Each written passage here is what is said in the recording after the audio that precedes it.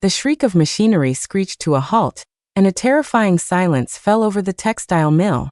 I opened my eyes and found myself standing at the workshop entrance, the heartbreaking note still crumpled in my hand. "Julie, I've left with Stacy. Take care of yourself." Just a dozen words, but they sliced into my heart like a knife. I stared in disbelief at the scene before me. The familiar workshop, the same old loom, and the 1993 calendar hanging on the wall. I had been reborn. Reborn and sent back to the afternoon that changed my life. In my last life, this was where I'd received Ken's goodbye letter. I'd collapsed right next to the loom, cracking my head open. The blood wouldn't stop. When I woke up, I'd already been in the hospital for 3 days. My husband, Ken, had long since run off with Stacy, the most popular girl at the mill. He'd taken all our savings, along with the Schwinn bicycle I'd bought him, leaving me to raise our 5-year-old daughter, Amy, all on my own. That winter, our town was hit by a once-in-a-century blizzard. The factory shut down, and my daughter and I nearly starved to death in our tiny rented apartment. To buy medicine for her, I took money from a loan shark. Eventually, driven to desperation, I threw myself into the river on New Year's Eve. And Amy, because of my death, was sent to an orphanage. But this time, everything was different. I clenched the note in my fist, a fire of vengeance igniting in my eyes. "Ken, since you chose to abandon us, don't blame me for what comes next." "Julie, what are you still spacing out for? The plant manager wants to see you," my coworker, Brenda, said as she hurried over, a hint of glee on her face. She'd always had it out for me, probably jealous that I'd married a respectable man. Ken was a buyer for the county textile mill, which gave him a bit of status. "The manager wants to see me?" I feigned ignorance. "Oh, stop playing dumb. The whole factory is buzzing about your husband and Stacy. The manager has to deal with it," Brenda said, her face alight with excitement, as if she could already picture my humiliation. Stacy was the plant manager's niece. She was pretty, knew how to work people, and was the darling of the factory. In my last life, I was such a fool. I should have seen the affair between her and Ken long before, but I'd naively believed they were just co-workers. It wasn't until I got that note that it all clicked. "Fine. I'm on my way."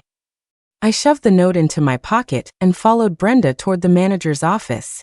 Every coworker we passed stared at me with a strange mix of pity, curiosity, and schadenfreude. Clearly, the news that I'd been cheated on had become the joke of the entire factory. Inside the manager's office, besides the manager himself, Mr. Peterson, a few of the floor foremen were also seated. When I walked in, Mr. Peterson's expression was grim. "Julie, have a seat. I need to have a word with you." I sat down obediently, my mind already calculating how to use this to my advantage. "You've probably heard about your husband, Ken," Mr. Peterson began with a sigh. "He ran off with my niece, and he took a sum of the factory's procurement funds with him." "What? Procurement funds? I never knew about this in my last life." "Sir, what do you mean?" I asked, putting on a shocked expression. "The money Ken took totals $8,000. It was for purchasing new equipment. Now the money's gone, we can't buy the equipment, and the higher-ups are furious. $8,000 is no small sum in 1993, it's several years' salary for an ordinary worker." "I suspect you were involved," Mr. Peterson said, his eyes turning sharp. "You're his wife after all. He couldn't have done something like this without you knowing." My heart skipped a beat. In my last life, the factory had suspected me after Ken left, but they dropped it for lack of evidence. This time was different.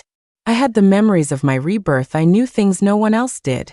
"Sir, I truly had no idea Ken did any of this," I said, my eyes welling up. "He just told me he was going on a business trip for a few days." I thought. "A business trip?" One of the foremen sneered. "He and Stacy were spotted at the train station last night, carrying 2 big bags. They were obviously skipping town." I covered my face as if in anguish, but inside I was smirking. "Oh, Ken, you thought you could pull a fast one, but you had no idea I'd already seen through your little game. Julie, someone has to be held responsible for the factory's losses," Mr. Peterson continued. "According to the rules, as Ken's wife, you have joint liability." "What?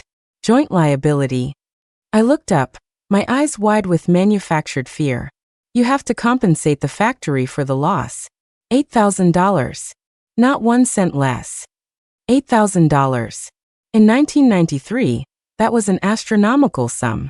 My monthly salary was only $120. It would take me over 5 years of not eating or drinking to pay that back. Sir, I really can't afford that much money, I pleaded. Afford it or not, you'll have to find a way. You can sell your house or borrow from friends and family, Mr. Peterson said, his tone cold. Either way, the money has to be paid back within a week, or we're calling the police. The police? An idea sparked in my mind, a brilliant one. Sir, may I ask a question? I said cautiously. If I can help the factory get that $8,000 back, would I still have to pay? Mr. Peterson paused. What do you mean? I mean, if I can provide a lead that helps the police catch Ken and Stacy and recover the money. You know where they are? Mr. Peterson was suddenly all ears. I took a deep breath and began to set my plan for revenge in motion. I'm not certain, but I don't think they've gone far, I said, intentionally lowering my voice. Ken mentioned once that he has a relative down south who owns a garment factory that's doing really well. I suspect they might have gone there. This was a lie, of course. I knew exactly where Ken had gone. In my last life, I'd been in so much pain that I tried everything to find out what happened to him. I later heard they hadn't gone far at all. They'd opened a small restaurant in the next county over. Stacy got pregnant soon after, and Ken, not wanting to abandon the child, settled down there. I also knew another secret. Stacy had been involved with several other men before, and Ken was just another fool she had wrapped around her finger.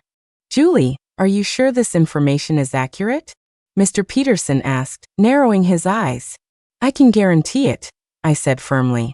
And I know something else too. What is it? Stacy was also involved with Mr. Lee from our workshop. It's very possible she seduced Ken just for this money. The office fell silent.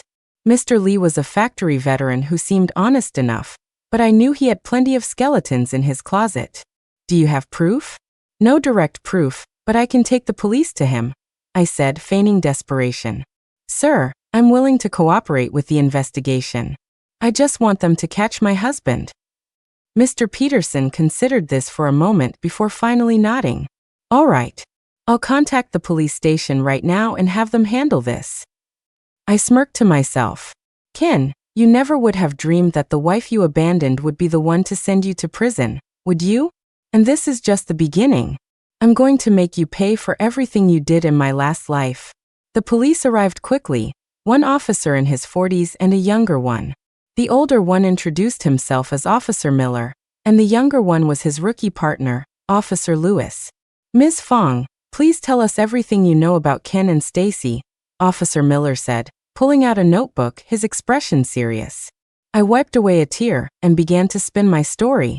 Officer, I never thought Ken would do something like this, I said, my voice catching. He never talked about work at home, so I had no idea he would steal money from the factory. When did you first notice their affair? About a month ago, I think, I said, recalling the details from my past life. I went to the factory to find him and saw him talking with Stacy in the warehouse. They were standing really close, and she was even touching his face. This part was true. I had just been too naive at the time to believe my own eyes. And then, I confronted Ken about it, but he said it was just work and told me not to overthink it, I said with a bitter smile. I trusted him so much, I actually let it go. Officer Miller nodded. And this relative of his you mentioned, what are the specifics? He has an uncle who does business down south, somewhere like Miami or San Francisco, one of those places, I said, keeping it vague. He always used to say that if he ever got the chance, he'd go work for that uncle. Officer Lewis was taking notes, glancing up at me from time to time. Any other leads? Officer Miller asked.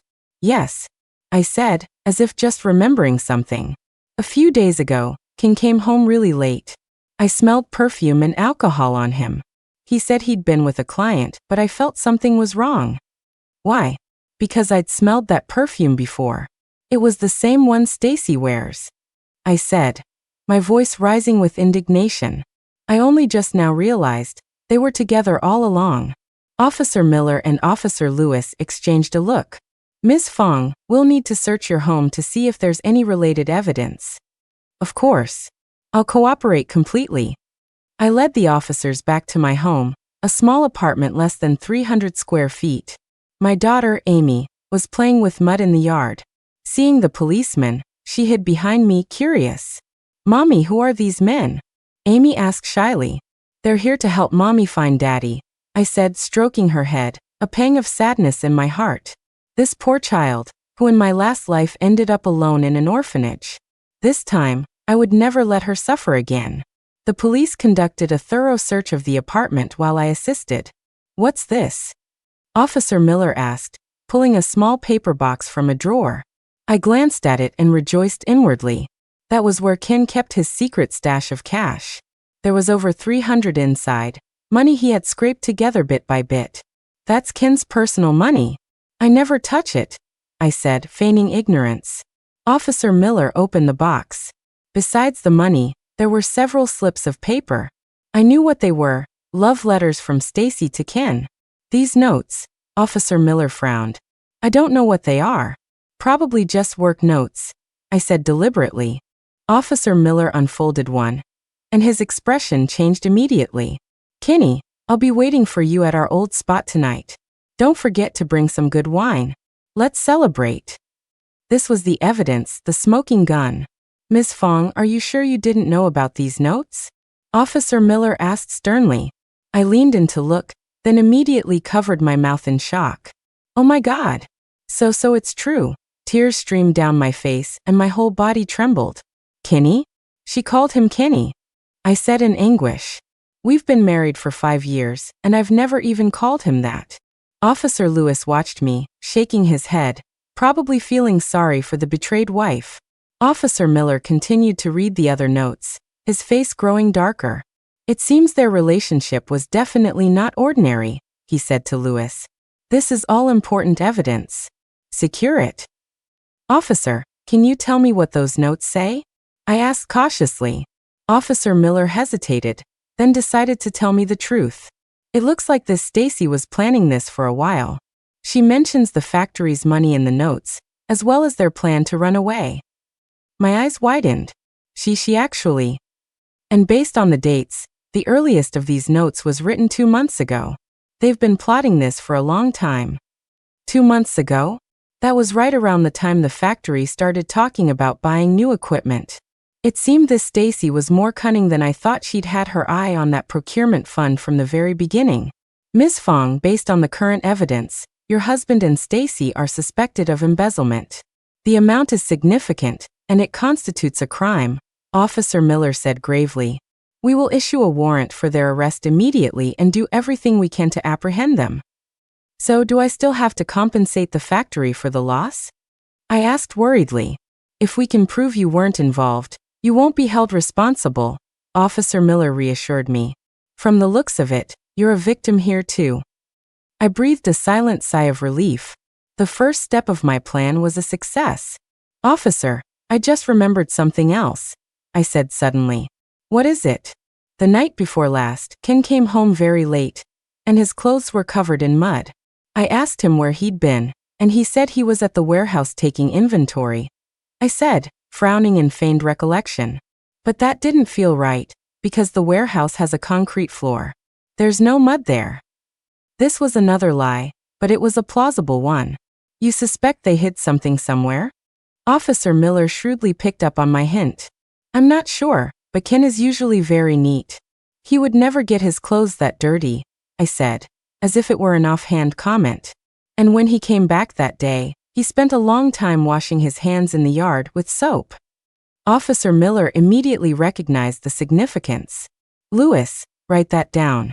Tomorrow we'll do a thorough search of the factory warehouse and the surrounding area. Yes, sir. I smirked to myself. Can you think you can escape? I know every place you've ever hidden money, and I know all your secrets. This time, I'm going to let you taste true despair. The next morning, I was woken up by the factory's PA system. Urgent annoncement. Urgent annoncement. All employees are to assemble in the main hall immediately for an important announcement. When I arrived at the hall with Amy in my arms, nearly everyone was already there. On the stage sat the plant manager, Mr. Peterson, along with several police officers. "Comrades, I'm sure you've all heard about what happened yesterday," Mr. Peterson said into the microphone, his voice echoing through the hall. "Buyer Ken Fong, in collusion with Stacy Sun, has stolen $8,000 of the factory's funds and has fled to escape justice." A wave of murmurs swept through the crowd. $8,000? That's so much money. No wonder Ken's been so secretive lately. Stacy, that little fox. I always knew she was no good. I sat in a corner with my head down, doing my best to look devastated. "I am now announcing that the factory has decided to fully cooperate with the police investigation," Mr. Peterson continued. "If anyone has any relevant information, I hope you will report it to the leadership in a timely manner." Officer Miller also stood up to speak. "After a preliminary investigation, we have secured crucial evidence. Ken Fong and Stacy Sun's criminal actions are largely confirmed, and we are currently making every effort to apprehend them." "What about Julie? Was she involved too?" someone in the crowd shouted. All eyes turned to me. I could feel my face burning. "After investigation, Ms. Fong is innocent. She is also a victim," Officer Miller stated clearly. "I hope you will all refrain from judging her unfairly." Even though the police had said that, I knew my days at the factory wouldn't be easy from now on. Abandoned by her husband and caught up in a theft case, a woman like that, in a small town in the 90s, was destined to endure endless gossip and judgment. But I didn't care. In this life, I had more important things to do. After the meeting, just as I was about to leave, Brenda blocked my way. "Julie, you really had no idea your husband was stealing money?" she asked in a snide tone. "I really didn't," I answered, keeping my head down. "Oh, give me a break. You two sleep in the same bed. How could you not know what he was up to?" Brenda sneered.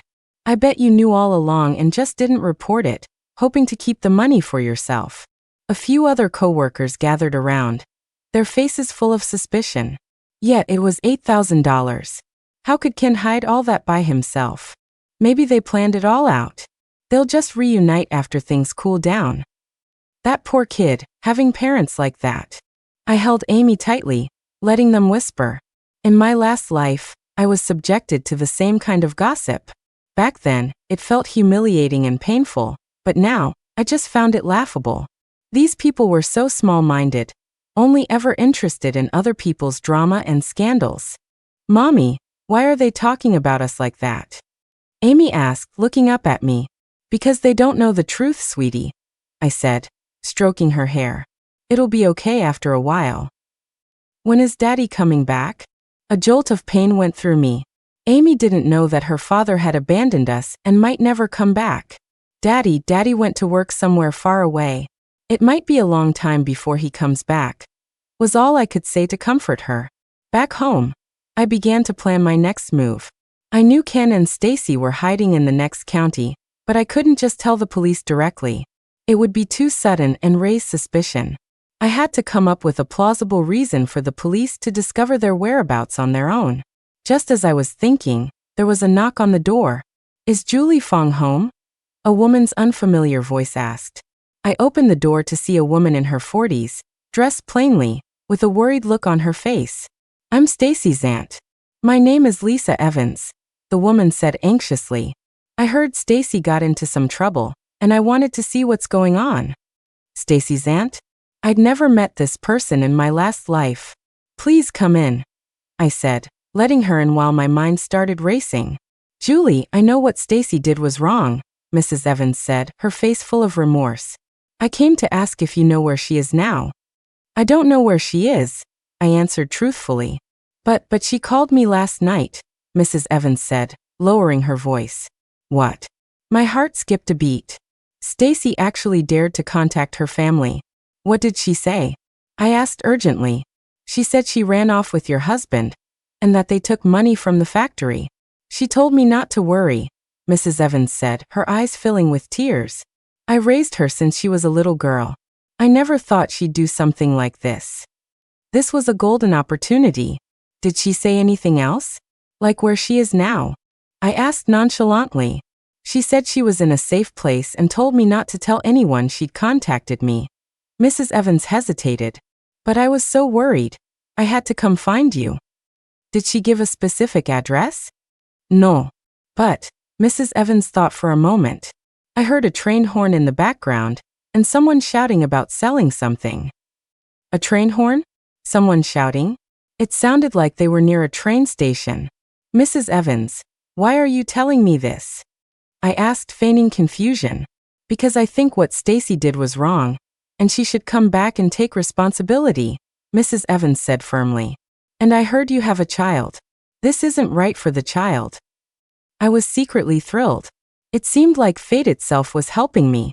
Mrs. Evans, I think you should tell this to the police, I suggested. But Stacy told me not to tell anyone. But she broke the law, and she's dragged me into it, I said, putting on a pitiful act. I can't even hold my head up at the factory anymore. Everyone suspects I was involved. Mrs. Evans looked at me, then at Amy playing nearby, and finally made up her mind. Okay, I'll go to the police station with you. Perfect. With Mrs. Evans's testimony, the police could narrow down their search, and it would give me a plausible reason to provide more clues. But Julie, I have one request, Mrs. Evans said suddenly. Go on. If they find Stacy, could you please not be too hard on her? She's still young. Maybe she just made a mistake. I nodded on the surface, but I was sneering inside. A mistake? Stacy had meticulously planned this for 2 months, seduced my husband, stolen company funds, and destroyed my family. There was no way I was going to let a woman like that off easy. At the police station, Officer Miller's expression grew very serious after hearing Mrs. Evans's testimony. Are you sure you heard a train horn? He asked again to confirm. I'm sure. I used to live near a train station. I know that sound, Mrs. Evans said, nodding. And the shouting? Could you make out what they were selling? It sounded like pretzels and maybe hot dogs or something, Mrs. Evans tried to recall. I was getting anxious. This information wasn't specific enough. I had to guide them in the right direction. Officer, I just remembered something. I suddenly interjected. What is it? Officer Miller immediately turned to me. Ken once mentioned that he has a classmate who runs a small restaurant near the train station in the next county. It's supposed to be doing well, I said, pretending the thought had just occurred to me. Could it be? You suspect they're hiding there? Officer Miller's eyes lit up. I'm not sure, but Ken did say that if he ever ran into trouble, he could go to that classmate for help. I continued to weave my story. The classmate's last name is Wong. I forget his first name. This was a lie, of course, but it was mixed with some truth. Ken did open a restaurant in the next county, though it wasn't to seek refuge with a classmate. The next county over? Officer Miller mused. Lewis, get in touch with the police department in the next county. Have them assist in investigating the restaurants near the train station. Right away, sir, Lewis said, heading off to make the call. Ms. Fong, can you recall any other details? Officer Miller asked me. Let me think. I pretended to concentrate. Oh right. Ken said his classmate's restaurant was unique because it specialized in our local cuisine. It was very popular there. This was also true. In my previous life, I'd heard that the restaurant Ken and Stacy opened did indeed serve food from our region. Good. This information is very useful, Officer Miller said with a satisfied nod. We'll verify it as soon as possible. Just then, Officer Lewis hurried back in. Sir, we've got something, he said excitedly. Our counterparts in the next county say there are a few new restaurants near the train station. One of them is called Hometown Flavor. The owner is from out of town, and the man fits Ken Fong's description. My heart pounded, but I forced myself to remain calm. Hometown Flavor? I feigned puzzlement. That name does sound like something Ken would come up with. How so? Officer Miller asked. Ken always said that the thing he missed most was the taste of home, I said with a bitter smile. I can't believe he actually used that as the name for his restaurant. Mrs. Evans listened in stunned silence. Is it really them? She asked in disbelief. It's just a suspicion for now. We need to confirm it, Officer Miller said. Lewis, contact the officers in the next county. Have them put that restaurant under surveillance immediately. Don't spook them. Yes, sir. Watching the officers bustle around, a surge of intense pleasure washed over me. Ken, your good days are numbered. Miss Fong, if it is them, we may need you to come and identify them, Officer Miller told me. No problem. I'll cooperate fully, I replied firmly. Mrs. Evans, however, looked conflicted. If it really is Stacy, what will happen to her? Given the amount of money involved in the circumstances, she's looking at 3 to 5 years at least, Officer Miller said grimly. And she's the plant manager's niece, which makes the impact even worse. 3 to 5 years? It wasn't enough, in my opinion, but this was just the beginning. I had a bigger plan. Officer, I wanted to ask, if they're caught, will the money be recovered? I asked worriedly. If they haven't spent it all, we can definitely get it back, Officer Miller reassured me. Don't worry, the factory won't hold you responsible anymore. But that wasn't what I was worried about. I was worried that after Ken and Stacy were caught, they might reveal secrets I didn't want anyone to know, like how I knew so much inside information. But it was fine, I had already prepared for that. Officer Miller, could I ask for one thing? I said cautiously. What is it? If you catch Ken, could you let me see him? I put on a pained expression. I want to ask him why he would do this to me and our child. Officer Miller hesitated. That's against regulations, but since you're a victim and family, we might be able to arrange it. Thank you. I needed to see Ken not for old time's sake, but to make sure he wouldn't run his mouth. If he dared to mention anything that could hurt me, I had plenty of ways to make him shut up. That afternoon, good news came from the next county. They confirmed that the owner of Hometown Flavor was indeed Ken, and Stacy was there with him. The two were busy preparing for the dinner rush, completely unaware of the danger closing in. We moved tonight. Officer Miller gave the order. I was told to wait at the police station. I felt a mix of nerves and excitement. They were finally going to be caught. I had waited a whole lifetime for this moment. At 9 o'clock that night, the phone rang. Officer Miller picked it up, a satisfied smile spreading across his face. We got them, he announced to us. Ken Fong and Stacy's son have been arrested. We caught them red-handed with the evidence. What about the money? I asked eagerly. We found over $6,000. The other 1,000 or so has probably been spent, Officer Miller said. But this is more than enough to prove their guilt. I breathed a sigh of relief. The second step of my plan was a success. When will they be brought back? They should arrive tomorrow morning, Officer Miller said, looking at me. Ms. Fong, are you sure you want to see him? I nodded. I need to ask him some things. All right, I'll arrange it. Mrs. Evans was crying beside me. That foolish girl, Stacy. How did she end up on this path? I comforted her on the surface, but inside, I was sneering. Stacy wasn't foolish, she was malicious. A woman like that deserved to be punished. When I got home, Amy was already asleep. Looking at her peaceful face, an intense wave of protectiveness washed over me. In this life, I would never let anyone hurt her. The capture of Ken and Stacy was just the first step of my revenge. Next, I would make every single person who had ever hurt us pay. Brenda, Mr. Peterson, and all those co-workers who kicked me when I was down. Just you wait. Your day is coming. The next morning, Ken and Stacy were escorted back to town. I waited in a reception room at the police station, my feelings a complicated mess. This man, who was once my entire world, was also the demon who had destroyed my life. The door opened, and Ken was brought in by 2 officers. He looked haggard, his hair a mess, his eyes filled with fear and anxiety. The moment he saw me, his expression grew even more complex. Julie, he rasped, saying my name. I didn't respond, just stared at him coldly. You have half an hour, Officer Miller said before leaving, but I knew someone was listening outside. Julie, Ken tried to explain, but I cut him off. Shut up. My voice was like ice. I'm going to ask you a few questions. Answer them honestly. Ken was stunned, clearly not expecting this attitude from me. In his memory, I was supposed to be the submissive wife who lived for him.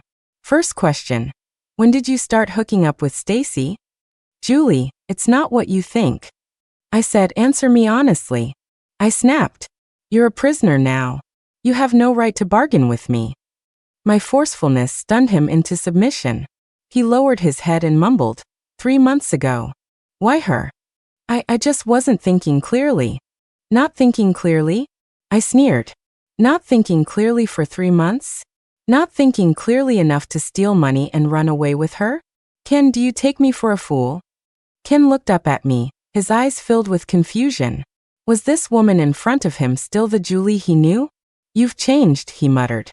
Yes, I have, I said, standing up to look down on him. People have to grow up, don't they? Julie, I know I was wrong. Can you please put in a good word for me? Ken suddenly dropped to his knees. We still have Amy. You can't let her grow up without a father. So now he remembers Amy? When he abandoned us, did he ever think about that? Amy no longer has a father, I said coldly. The moment you wrote that note, she lost her father. What note? Ken looked bewildered. I took the farewell note from my bag and threw it in front of him. This one. Ken glanced at it, and his face turned deathly pale. How do you have this? Of course I have it. It's the suicide note you left me, I said sarcastically. I've already given it to the police as evidence that you abandoned your wife and child. No, you can't give that to the police. Ken panicked. That will affect my sentence. What's that got to do with me? I shot back. When you did all this, did you ever consider my feelings or Amy's? Ken was utterly defeated, slumping to the floor. Julie, I'm begging you. We were married. You can't do this to me. Married? I laughed. Ken, do you remember our marriage certificate? Ido. Good. Then do you know what obligations come with marriage? To support each other, to share burdens together. Did you do any of that? My voice grew colder. Not only did you not support me, you betrayed me, abandoned me, and even tried to destroy me. I never tried to destroy you. No, I scoffed. You stole money from the factory, and everyone suspected I was your accomplice. I couldn't hold my head up at work, and Amy was being bullied by other kids at kindergarten. If that's not destroying us, what is? Ken was speechless. Now I have one last question for you, I said, crouching down and whispering in his ear. Tell me the truth. Was anyone else involved in this? This was the most critical question. If there were others behind Ken and Stacy, my plan might need to be adjusted. No, just the two of us, Ken answered honestly. Are you sure? I'm sure. We didn't tell anyone. Good.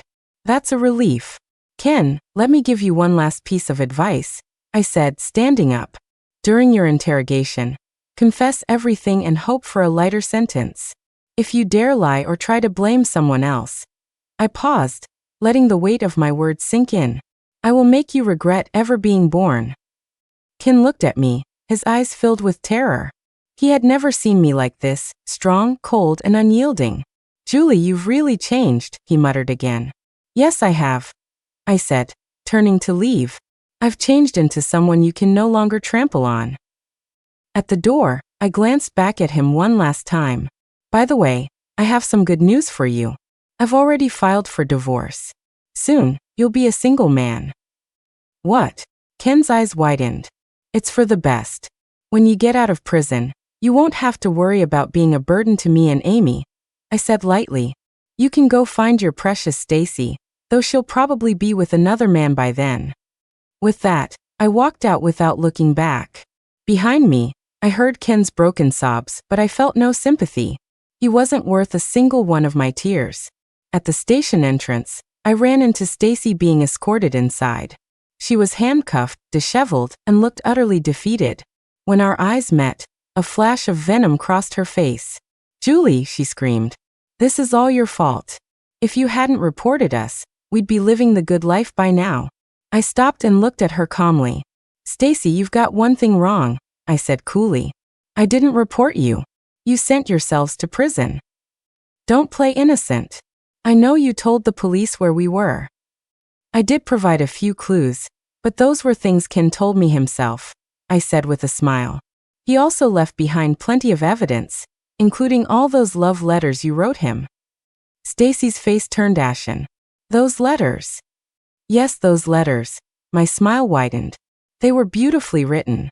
The police were very impressed with your literary talent. You bitch. Stacy lunged at me, but was held back by the female officer. Who's the bitch here? My voice remained calm. Who was it that seduced a married man? Who stole money and ran away?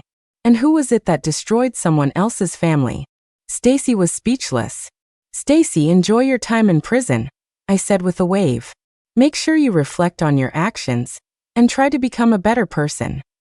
Watching her being dragged into the station, I felt an immense sense of satisfaction. The first stage of my revenge was a complete success. Now it was time to begin phase 2. News of Ken and Stacy's official arrest spread through town like wildfire. I became the talk of the factory, though not for anything good. Some pitied me, some doubted me, and some were just enjoying the drama. Julie, are you sure you had no idea your husband was stealing money? Brenda started in with her usual snide remarks. I've told you many times I really didn't know, I replied calmly. Then how did you know they were hiding in the next county? I only offered a possibility. The police were the ones who investigated it. Who knows? Brenda pursed her lips. Maybe you knew all along and just pretended not to, waiting for them to get far away before you reported them so no one would suspect you. The woman's imagination was certainly vivid, and she wasn't entirely wrong. I had been deliberate. Brenda, don't you think that's inappropriate? Frank, a craftsman from another line, finally had enough. Julie's been through enough. You don't need to talk to her like that. What did I say? I'm just speaking the truth, Brenda said defensively. Who knows what she's really thinking? I looked at Brenda and suddenly remembered a few things from my past life. This woman wasn't as simple as she seemed. Her husband worked in construction, and they were actually pretty well off, but she loved to take advantage of small things. She'd sneak home towels, soap, even toilet paper from the factory. And she had a bigger secret. She was having an affair with Mr. Lee, a foreman from the next workshop. In my last life, when I was at my lowest, she would often come to comfort me, but she was really just trying to pry information out of me, hoping to find something valuable. Since she loved to gossip so much, I decided to give her a little taste of her own medicine. Brenda, there is something I've been wondering about, I said suddenly. What is it? That dress you bought last month. It must have cost over $80 at the department store, right? I asked casually. Can your husband's salary afford that? Brenda's face changed instantly. What are you trying to say? Nothing, just curious, I said with a smile. After all, you're usually so frugal, you won't even use the factory's soap. Why the sudden splurge on such an expensive dress? The surrounding co-workers all turned to look at Brenda, their expressions growing strange. My husband just landed a big project. He made some extra money, Brenda explained hastily. Is that so? I feigned surprise. You're so lucky to have such a capable husband. Brenda forced a smile, but it was obvious she was flustered. But Brenda, you should be careful. I suddenly lowered my voice. I heard they're cracking down lately. Someone reported that people in the factory have been embezzling. What? Brenda's face grew paler. You know, people using their position to take company property, I said pointedly. I heard that if they find out, you not only have to pay it all back, but you could go to jail. Brenda's hands started to tremble. Julie, who did you hear this from? I wouldn't spread rumors about something like this, I said, pretending to be giving her a friendly warning. Brenda, all that stuff you've been taking, you should probably bring it back soon. I haven't taken anything. Brenda snapped. Good, I nodded. But I heard they'll be searching houses, and if they find factory property in your home. Brenda was completely panicked now, her face white as a sheet. She knew her house was full of things from the factory. Towels, soap, laundry detergent, even a few work uniforms. I just remembered I have something I need to do, Brenda said, hurrying away. Watching her retreating back, I felt a secret sense of triumph. This was just a small warning to let her know the consequences of messing with me. After work, I went to pick up Amy from kindergarten. Mommy, the other kids wouldn't play with me today, Amy said, her voice full of hurt. Why not? I asked, my heart aching. They said my daddy is a bad man and that we don't have any money, Amy said, tears welling in her eyes. My heart felt like it was being twisted by a knife. Children were always the most innocent, yet they had to bear the weight of their parents' mistakes. Amy, listen to me, I said, crouching down to look her in the eyes. No matter what anyone says, you have to believe that Mommy will protect you and give you the best life possible. Really? Really? Mommy promises. Back home, I started planning my next move. Brenda was just a small fry. The real sharks were still out there. The plant manager, Mr. Peterson, who seemed so righteous, actually had plenty of secrets of his own. He only became manager because of his connections to a county official's daughter. He was also involved in procurement fraud, often substituting cheap materials for quality ones and pocketing the difference. How else could Ken have gotten his hands on that much cash without Peterson's implicit approval? If I dug deeper, I was sure I'd find even more dirt. But I couldn't just report him directly, that would be too obvious. I needed a more clever approach. Just then, there was a knock on the door. It was Mr. Davis, the factory's accountant. Mr. Davis, what brings you here? I asked, surprised. Julie, I need to talk to you about something, Mr. Davis said, his expression serious. Please come in. After he came inside and made sure no one else was around, he began. Julie, I heard about what happened with Ken. Are you holding up okay? I'm doing all right. You have to keep moving forward, I said with a wry smile. That's good, Mr. Davis nodded. But I came today to tell you something. What is it? It's about that procurement fund, he said, lowering his voice. I don't think it's as simple as it looks. My interest was piqued. What do you mean?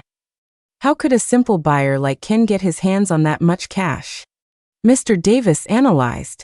According to procedure, large purchases like that should be handled through bank transfers. I had wondered about that myself but hadn't pursued it. So what do you think happened? I suspect someone intentionally gave him the opportunity. Mr. Davis's words sent a jolt through me. You're saying someone was pulling the strings from behind? It's very likely, he nodded. And I've also found some discrepancies in the books. What kind of discrepancies? The purchase records don't match the actual deliveries. The prices for some equipment are clearly inflated, Mr. Davis said. I suspect someone's been cooking the books. If what Mr. Davis was saying was true, then this wasn't just a simple case of embezzlement. It was a much larger corruption scheme, and Ken was likely just a scapegoat. Mr. Davis, why are you telling me this? I asked, puzzled. Because I think you deserve to know the truth, he sighed.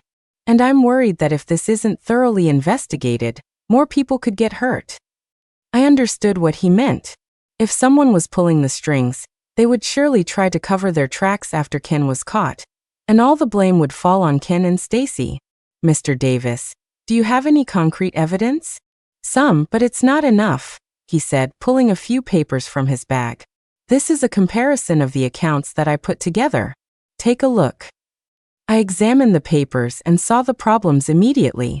The prices for many purchased items were much higher than the market rate, and the same group of people had signed off on them, including the plant manager, Mr. Peterson.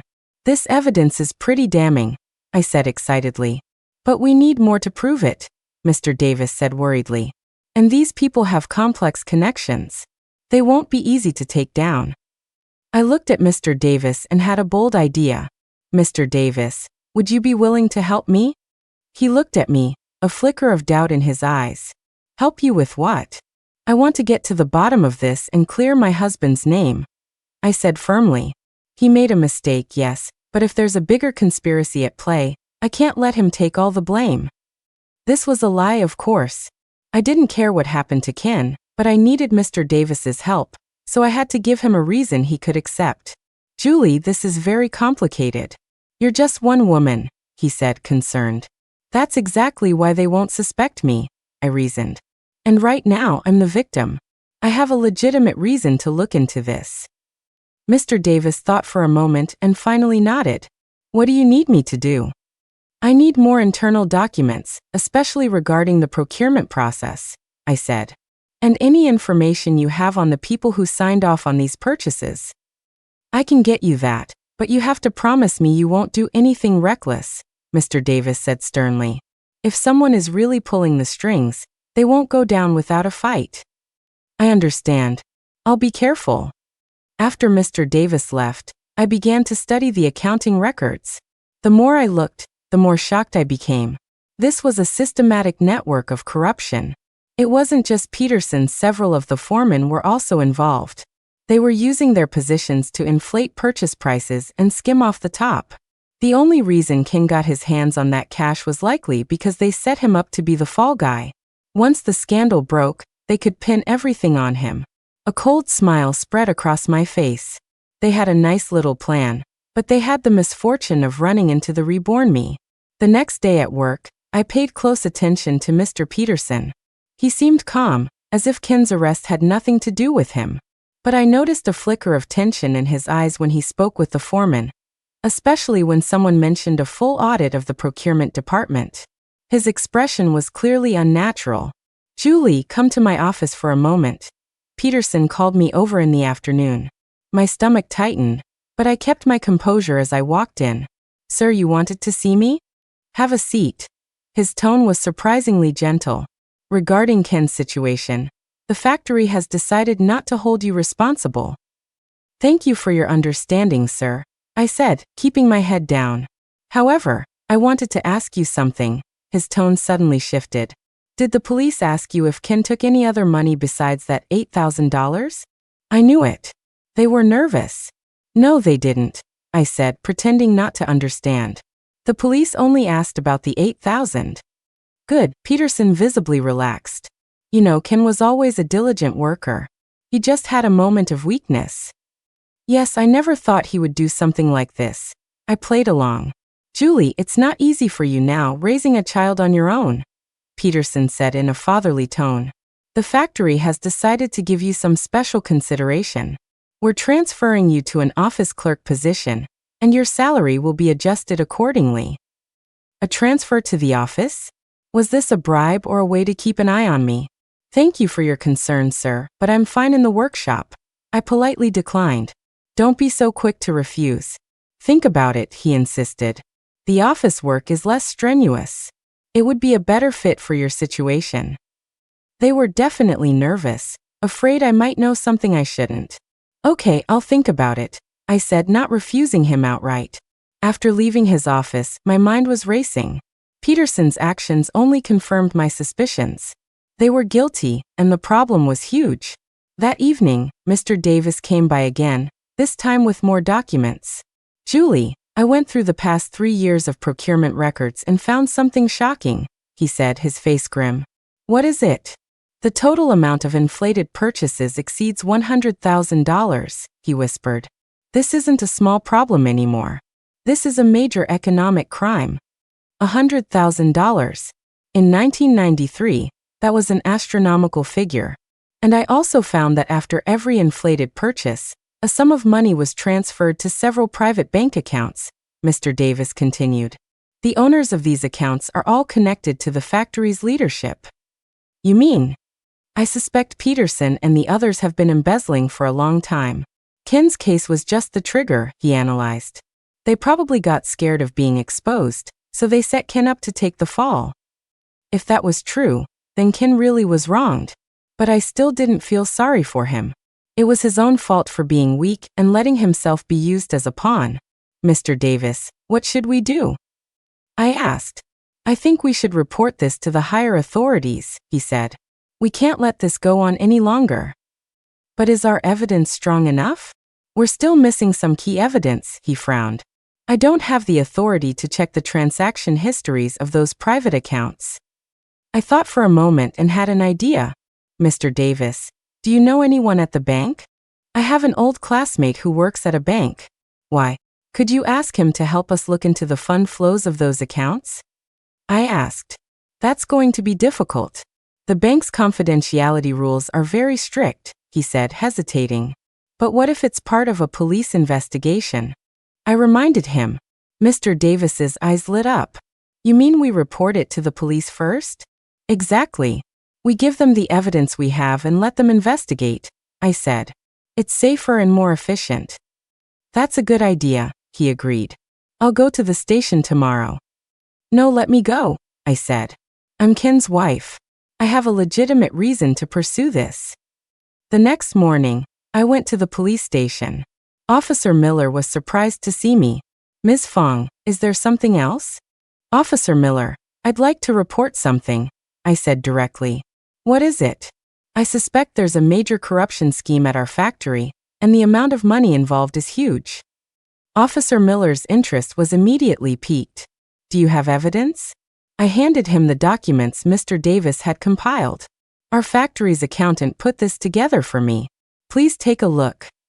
Officer Miller studied the papers, his expression growing more and more serious. How did you get this information? It was provided by our accountant, Mr. Davis. He discovered a lot of problems with the procurement process. I answered truthfully. Why would he help you? Because he feels my husband might have been set up, I said, playing the part of a wife seeking justice. Ken made a mistake, but if there's a bigger conspiracy, I want the truth to come out. Officer Miller nodded. That's an admirable sentiment. But this case is widespread and will need to be handled by a higher department. Can you help me contact them? Of course, he said. I'll report this to the county right away. Watching Officer Miller get to work, a wave of intense satisfaction washed over me.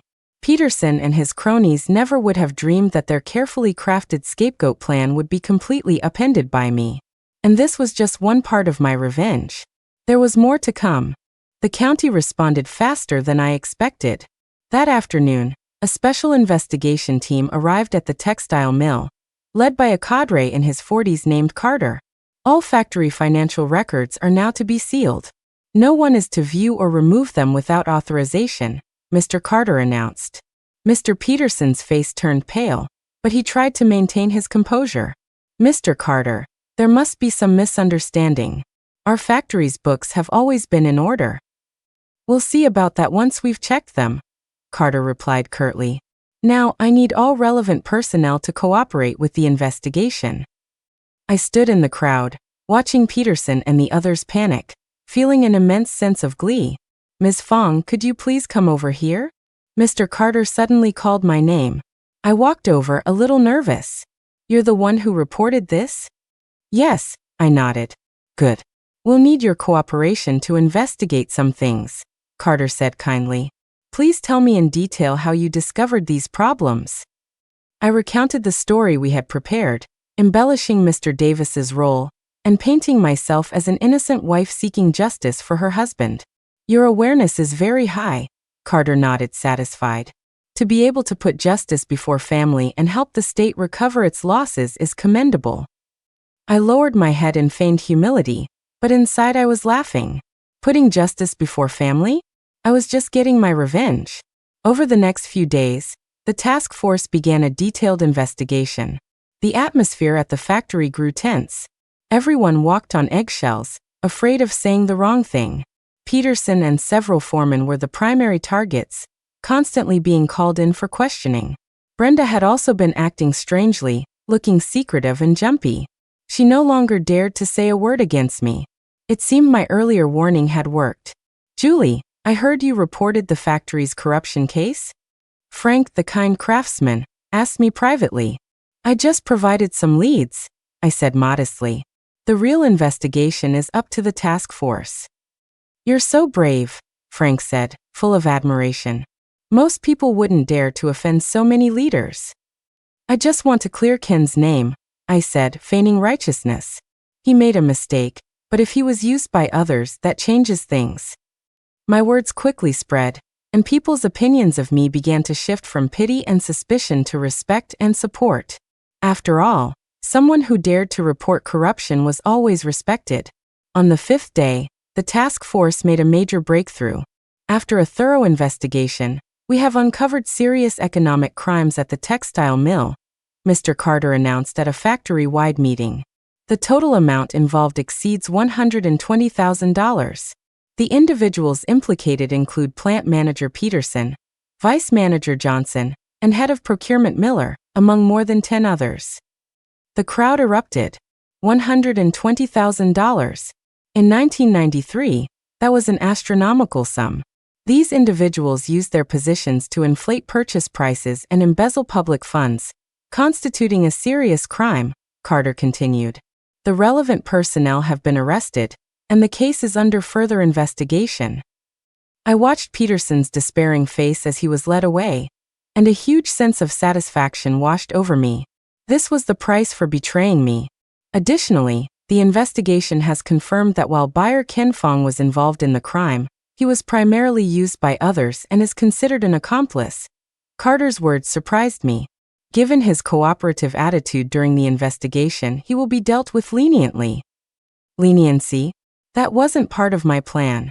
Furthermore, for her meritorious service in reporting this case, the county has decided to commend and reward Ms. Julie Fong. Carter's words brought me back to reality. Applause broke out, and all eyes were on me. I put on a look of humble surprise, nodding my thanks. After the meeting, Carter spoke with me privately. Ms. Fong, your report has helped the state recover a huge loss, he said seriously. The county has decided to give you a $5,000 reward and also resolve your employment situation. $5,000 was a fortune in 1993. Thank you, sir, but I really didn't do it for the reward, I said sincerely. I just wanted to clear my husband's name and bring the truth to light. Your principles are admirable, Carter said approvingly. We need to promote and commend comrades like you. And my husband's case? I asked tentatively. Based on the investigation, Ken's involvement was relatively minor. He will likely receive a suspended sentence or a reduced one, Carter said. After all, he was also a victim, used by others. I thanked him on the surface, but I was annoyed. Ken, that scumbag, was getting a lighter sentence because of my actions. How ironic. But it didn't matter. Even if he got out early, I had ways to deal with him. A week later, a new plant manager was appointed, a young and capable official from the county. Ms. Fong, the leadership has decided to transfer you to the factory office, the new manager told me.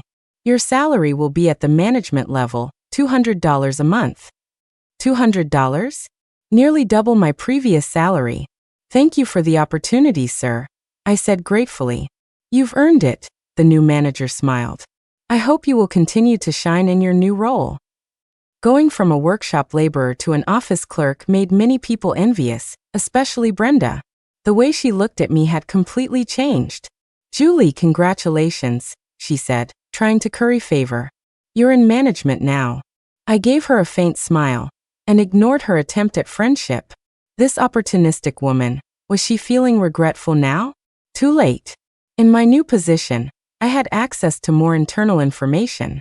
I discovered that besides those who had been arrested, there were still other problems at the factory. For example, the warehouse manager, Mr. Henderson, often misappropriated inventory. The cafeteria chef, a man named Martin, inflated food purchase numbers to skim money. These were small issues, but they added up. I compiled this information, ready to report it at the right time. I already had the reputation of a whistleblower hero. Reporting a few more minor issues would only enhance my image and help me get rid of a few people I didn't like. A month later, Ken's sentence came down. 2 years in prison, suspended for 3. This meant he wouldn't have to serve time immediately, but would be on probation. He was released that evening. I waited for him at home, ready to give him a little surprise. Ken stood at the door, looking completely worn out. A month in detention had turned this once dapper man into a scruffy mess. Julie, he said my name tentatively. Come in, I said calmly. He entered the apartment, looking around as if it were a foreign place. Where's Amy? He asked.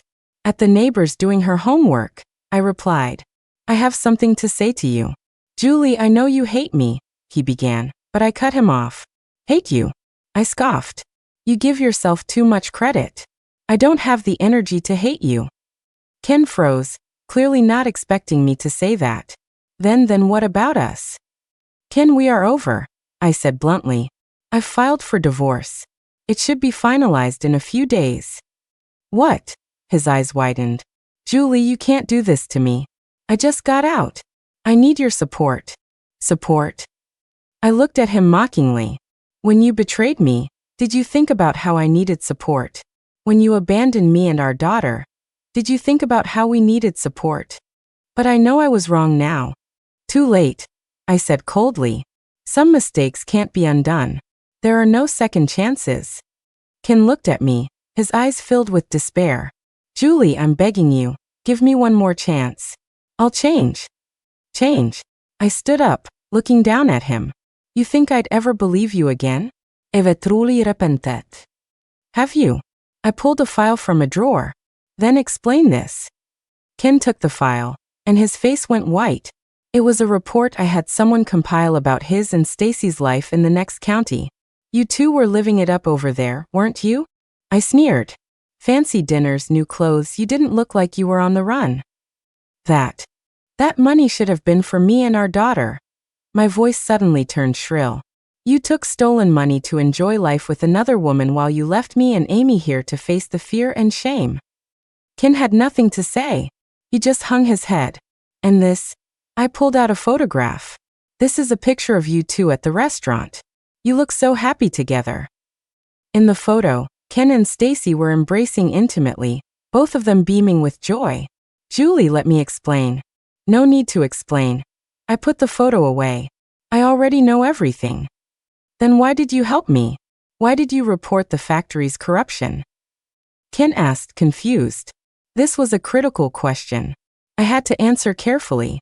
Because I needed a clean divorce, I said calmly. If you were the main culprit, I would have been tainted as your wife. Now that it's proven you were just an accomplice, my reputation is clear. The explanation was plausible, and Ken couldn't argue with it.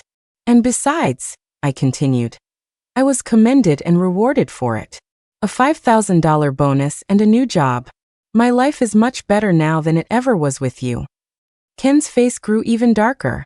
He probably never imagined that his betrayal would be the catalyst for my success.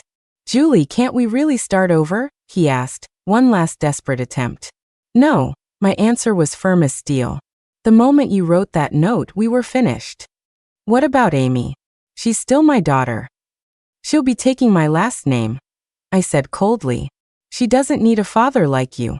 Ken was completely broken, slumping into a chair. Julie, you've changed.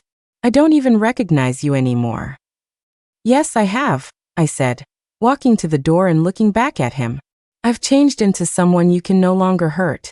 Now you have two choices, I continued. Either you leave with some dignity, or I'll show you what true despair feels like. Ken looked at me, his eyes filled with fear. He saw something in my gaze he had never seen before. Cold, unshakable resolve, and a deep, simmering hatred. I'll go, he finally conceded. Good, I nodded, satisfied. And remember, don't ever show your face to me or Amy again. Ken stood up and staggered out the door. At the threshold, he looked back one last time. Julie, one day you'll regret this. Regret it? I laughed. The only thing I regret is being blind enough to marry you in the first place. Watching Ken disappear into the night, I felt an immense sense of satisfaction. The first of my enemies was utterly defeated. Now it was time for the others. I closed the door and began to plan my next move. Stacy was still in prison, so I couldn't get to her yet. But Brenda, that two-faced opportunist, and the other co-workers who looked down on me, it was time for them to suffer. And I had a bigger plan, to completely change my and Amy's destiny. I had money now and connections. These were the assets I would use to start a new life.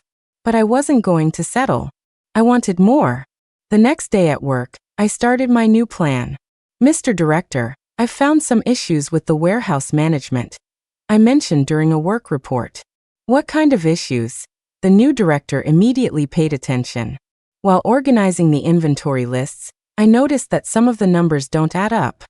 I presented the materials I had prepared. It could be poor management, or it could be that someone is misappropriating goods. The director examined the documents, his expression turning serious. Continue to follow up on this. Report any problems to me immediately. Yes, sir. I'll investigate it thoroughly. I knew that Mr. Henderson, the warehouse manager, was on his way out. The old man had always looked down on me and spread rumors behind my back. Now it was my turn to deal with him. As for Brenda, did she think I would forget her cruel words? How naive. I already knew her secret with Foreman Lee, and was gathering more evidence. When the time was right, I would ruin her reputation completely. The others who had humiliated me were also on my hit list. In this life, I would make everyone who had hurt me pay. And Amy and I would have a better life than any of them could ever imagine. This was the meaning of rebirth. To get revenge and start over. 2 weeks later, Mr. Henderson was finished. The task force's follow-up investigation found that he had been stealing inventory and selling it to small-time vendors. The amount wasn't huge, only a little over $2,000, but it was enough to send him to prison. Ms. Fong, this is another credit to you. The new director praised me. Your work ethic is truly impressive. I'm just doing my job, I replied humbly. It's every employee's duty to help the factory recover its losses. As Henderson was being led away, he shot me a venomous glare, but I didn't care. I remembered every single one of his mocking words. Now it was his turn to suffer. He deserved it. Brenda had been on edge for days, constantly looking over her shoulder. She probably sensed the threat but couldn't be sure. I decided to apply a little more pressure. Brenda, you're looking a little pale lately. Are you feeling all right? I asked with feigned concern. No, I'm fine, she replied with a forced smile. That's good, I nodded. But just a friendly reminder, they're being very strict with their investigations lately. If you have any problems, it's best to confess them yourself. Brenda's face turned even paler. What? What are you trying to say? Nothing. Just concerned about a coworker. I said innocently. We're old friends after all. Old friends? Brenda probably wanted to laugh bitterly. She wouldn't dare consider me a friend now. The woman she once looked down upon was now the factory's rising star. A ruthless operator who had taken down a dozen people. She was terrifying. Julie, I know I might have said some inappropriate things in the past. Please don't take them to heart. Brenda started to suck up to me. Inappropriate things? I don't seem to remember. I feigned ignorance. You know about your family situation. I can be a little too blunt sometimes, she said cautiously. Oh, that, I said as if just remembering. It's fine. I've already forgotten all about it. But the look in my eyes told her I remembered everything. Brenda grew even more anxious. Just then, my plan got an unexpected boost. Foreman Lee was investigated for a separate issue, and his affair with Brenda was accidentally exposed. The investigators found evidence of their secret meetings, including love letters and compromising photos. In a small town in the 90s, it was a scandal big enough to ruin someone's life. Ms. Wong, we need you to cooperate with an investigation, the task force members told her. Brenda collapsed on the spot. She knew she was finished. Sure enough, a few days later, she was fired for immoral conduct and serious violation of factory regulations. Her husband found out, and their screaming match was heard by the entire neighborhood. Watching Brenda cry as she packed her things and left the factory, I felt a surge of intense satisfaction. This was what you get for humiliating me. By now, practically no one at the factory dared to cross me. Everyone knew I was not to be messed with. My position became more and more secure. The new director trusted me completely and included me in many important decisions. Ms. Fong, the county wants to transfer you to the Public Relations Department, the director told me one afternoon. The county PR department? I was stunned. Yes. Your story of reporting the corruption is going to be publicized across the county, and they need someone familiar with the situation to assist, he explained. And your writing skills are excellent. You're a perfect fit for the job. Working in the PR department meant I would completely shed my identity as a factory worker and enter the county government. It was a leap I had never even dreamed of. When do I report? I asked. Next Monday, the director smiled. The salary is even better than what you have now. $300 a month. $300. That was a high income in 1993. I suppressed my elation and maintained a professional composure. Thank you for this opportunity, sir. I will not disappoint the organization's trust in me. That night, I told Amy the good news. Mommy, are we moving? She asked innocently. Yes, Mommy is going to work for the county. We're going to move to a much nicer place, I said, gently stroking her head. Amy clapped her hands. That's great. Then I won't have to hear people say bad things about Daddy anymore. My heart ached for a moment, but the joy quickly overshadowed it. Yes, we could finally leave the past behind and start a completely new life. The next day, I went to handle my transfer paperwork. Walking through the factory grounds, feeling the odd gazes of my coworkers, I felt an incredible sense of triumph. A few months ago, I was the most humble worker here. Now, I was someone to be looked up to. "Julie, congratulations on your promotion." A coworker congratulated me. "Thank you all for your support," I replied politely. But I knew that behind the congratulations lay fear. They were afraid of being the next one to fall. After finishing the paperwork, I walked past the workshop one last time. The loom that I had slaved over for 5 years was still there, but I would never have to return to it. I thought of my past self, repeating the same mechanical motions day after day for a meager salary, only to be betrayed by my husband, mocked by my colleagues, and die a miserable death. In this life, I had completely rewritten my fate. I had not only gotten my revenge but also gained status and wealth. "Julie, you're really leaving?" A familiar voice called from behind. I turned to see Frank. He was one of the few people at the factory who had been genuinely kind to me. "Yes, Frank. I'm going to work for the county," I nodded. "You've changed so much," he said with a sigh. "From a timid little wife to this." "People have to grow up," I said simply. "I suppose so," he nodded. "But Julie, I want to give you a piece of advice." "What is it?" "Don't burn all your bridges," he said, looking at me meaningfully. "Some things are better left in the past. You don't have to destroy everyone." I knew what he was hinting at. My campaign of revenge was common knowledge at the factory. Although my actions were all technically legal and justified, some people could see I was out for blood. "Frank, I understand what you're saying," I replied calmly. "But some debts just have to be settled." Frank sighed and said no more. A week later, I officially started at the county PR department. The director was an intellectual in his 50s named Hayes, who was very polite to me. "Miss Fong, we all know your story. It's very impressive," Mr. Hayes said. "I hope you will continue to shine in your new position." "I will work hard," I replied sincerely. The work in the PR department was easier than I had imagined. It mainly involved writing articles, organizing events, and occasionally dealing with reporters. I quickly demonstrated my abilities. An article I wrote about reporting corruption was picked up by the provincial newspaper, and an event I organized showcasing model citizens received high praise from county leaders. In just 3 months, I became a key member of the department. "Julie, have you ever considered joining the party?" Mr. Hayes asked me one day. Joining the party was a significant political honor in the 90s. I still have a lot to learn," I said humbly. "Your performance has been excellent," he encouraged me. "The leadership is considering you for special cultivation." Special cultivation. That meant my future was about to get even brighter. That night, I held Amy in my arms, my heart filled with excitement. "Mommy, why are you so happy today?" she asked curiously. "Because Mommy's job is going great, and our life is going to get better and better," I said, kissing her cheek. "Will Daddy ever come back?" she asked suddenly. I froze for a moment, then shook my head firmly. "No. From now on, it's just the two of us." "That's enough," Amy said with a maturity beyond her years. "I only need you, Mommy." Hearing my daughter's words, tears welled up in my eyes. Yes, we didn't need anyone else. I had the ability to give Amy the best life and make her the happiest child in the world. Just then, there was a knock at the door. I opened it to find a strange man. He was in his early 40s, well-dressed, with a refined air about him.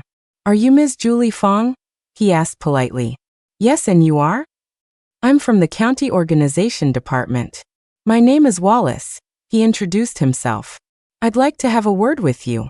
"Someone from the organization department?" My stomach tightened, but I remained calm on the surface. "Please come in, Mr. Wallace." He entered the apartment, looked around, and nodded. "Ms. Fong, the county is very pleased with your work," he said, getting straight to the point. "But I'm here today to understand some other things." "What things?" I asked cautiously. "Regarding the cases you reported, some people have suggested that personal grievances may have been involved." Mr. Wallace's words made my heart sink. So someone had noticed. Mr. Wallace, I don't understand what you mean, I said, feigning confusion. For example, the matter with Brenda Wong. Some say you had a conflict with her before, he continued. And with Mr. Henderson, some have also questioned your motives. It seems someone was trying to undermine me. Mr. Wallace, I admit that I've had disagreements with some of my former colleagues, I said candidly. But everything I reported was true and supported by evidence. We know that, of course, he nodded. The issue is not the truth of the facts, but your motivation. My motivation is simple, to protect the collective interest, I said firmly. While I may have had personal feelings involved, that doesn't change the objective reality of the facts. Mr. Wallace pondered for a moment, then suddenly smiled.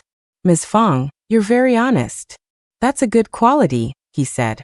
In fact, the leadership sent me here not to criticize you, but to commend you. Commend me? I was baffled. A person with a sense of justice who dares to expose wrongdoing is worthy of praise, he explained. As for personal grievances, as long as they don't compromise the bigger picture, the organization can be understanding. I breathed a sigh of relief. And furthermore, the county has decided to promote you to Deputy Director of the Public Relations Department, Mr. Wallace announced, leaving me in shock. What? I've only been here for 3 months, and I'm already being made a Deputy Director? Isn't that too fast? I couldn't believe it. Not at all. Your abilities merit this position, Mr. Wallace said with certainty. And the county needs dynamic young leaders like you. After seeing Mr. Wallace out, I couldn't calm down for a long time. Deputy Director. It meant I had entered the county's leadership ranks. In this small county, that was a position of considerable weight. I thought about my past life, a mere factory worker when I died. In this life, not only had I lived brilliantly, but I had achieved tremendous success. This was the power of rebirth. This was the thrill of revenge. The end.